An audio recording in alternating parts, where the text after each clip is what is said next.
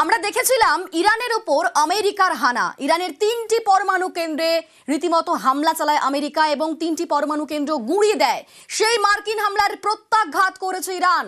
কাতারে মার্কিন সেনা ঘাঁটিতে হামলা, মার্কিন সেনা ঘাঁটিতে মিসাইল হামলা করে ইরান। অন্তত 6টি মিসাইল হামলা করে ইরান সেনা।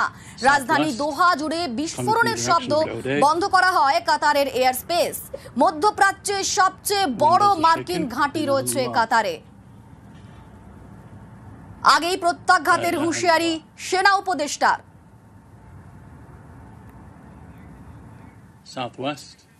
ولی نباید پامون رو از خرخره نتانیاهو و جنایتکاران صهیونیست برداریم. ضمن که دست ترامپ رو باید قطع کنیم با تدابیر الهی رهبر عزیزتر از جانمون، اما باید خرخره نتانیاهو رو ببریم و برای همیشه به درک واصل.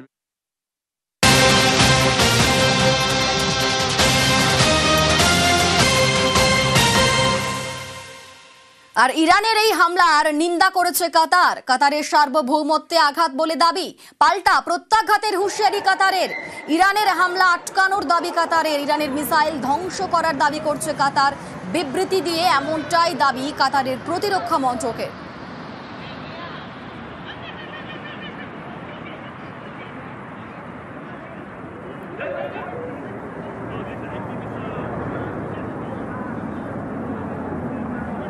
ট্রাম্প যুদ্ধ জিগির তুলে সার্বিকভাবে অস্থিরতা সৃষ্টি করেছে।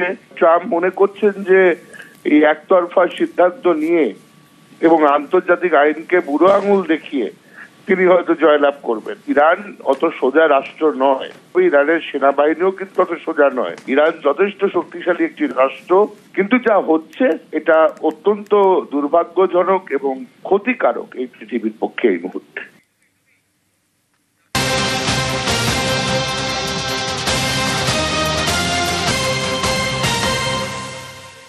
কাতারে মার্কিন সেনা ঘাঁটিতে হামলার জের। কাতার থেকে কলকাতায় বিমান আসতে দেরি। ভোর থেকে কলকাতা এয়ারপোর্টে অপেক্ষায় যাত্রীরা। সঠিক সময়ে রওনা দিতে পারেনি বিমানটি। আমাদের সঙ্গে রয়েছেন প্রতিনিধি অনুপ আরো বিস্তারিত বলতে পারবে। অনুপ, কি আপডেট পাচ্ছি? কাতারে আমেরিকা যে এয়ারবেসে ইরানের মিসাইল হামলা, সেই হামলার কারণে কিন্তু কাতার এয়ারের অর্থাৎ দোহা থেকে কলকাতাতে যে বিমান আসার কথা ছিল সেই বিমান কিন্তু সঠিক সময়ে আসতে পারেনি। বিমান যখন দেরিতে রওনা দেয় 12:45 নাগাদ কলকাতায় এসে পৌঁছবে এমনটাই জানতে পারে যাত্রীদেরকে নিয়ে। কিন্তু কলকাতা থেকে যে বিমানটা কাতার এয়ারওয়েজের বিমান দোহা যাওয়ার কথা ছিল 541, এই বিমানটি কিন্তু একেবারে রওনা দেওয়ার কথা থাকলেও সেই বিমানটি কিন্তু ভোর 3:15 পরে রওনা দেওয়ার কথা ছিল।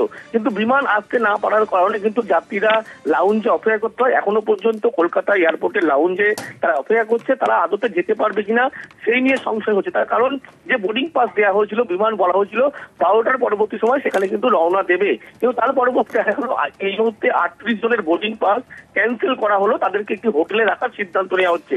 বাকি যে আরো যাত্রী আছে মনে করা হচ্ছে তাদেরও বোর্ডিং পাস এইভাবেই ক্যান্সেল করা হবে। তার কারণ কাতার এয়ারওয়েজের বিমান কিন্তু একেবারে সেখান থেকে দেরিতে আসতে পারলেও দেখা যাচ্ছে এখান থেকে যে বিমানটা QR541 কাতার এয়ারওয়েজের বিমান কলকাতা থেকে সঠিক সময় রওনা দিতে পারবে না বলে এমনটা মনে করা হচ্ছে। তার কারণ যে কাতারে মূলত একেবারে ইরানের মিসাইল হামলা, আমেরিকার যে মিসাইল হামলা তার পরবর্তী ক্ষেত্রেই কিন্তু একেবারে লক্ষ্য করা যায় যে সেখান থেকে বিমানটিকে সঠিক সময় রওনা দিতে পারে না। পরবর্তী ক্ষেত্রে যখন দেরিতে রওনা দেয় কলকাতায় 12:45 নাগাদ এসে সেই বিমান পৌঁছবে এমনটা খবর। তার পরবর্তী ক্ষেত্রে যে যাত্রীরা কলকাতা থেকে দোহা যাওয়ার কথা ছিল তারা কিন্তু কোনোভাবে যেতে পারবে না এমনটা সংশয় হচ্ছে। তার জন্য তাদের বোর্ডিং পাস ক্যান্সেল করা হচ্ছে। বিমানবন্দর সূত্রবোধ খবর তাদেরকে ইতিমধ্যেই একটি হোটেলে রাখার ব্যবস্থা করা হচ্ছে। তার কারণ তারা ভোর রাত থেকে এখনো পর্যন্ত কলকাতা এয়ারপোর্টের লাউঞ্জে অপেক্ষা করছে। সেই কারণেই একেবারে কলকাতা থেকে কাতার এয়ারওয়েজের বিমান দোহা যাওয়ার বিমান কিন্তু একেবারে যাওয়া নিয়ে কিন্তু সংশয় তৈরি হয়েছে। বেশ, ধন্যবাদ অনুপ।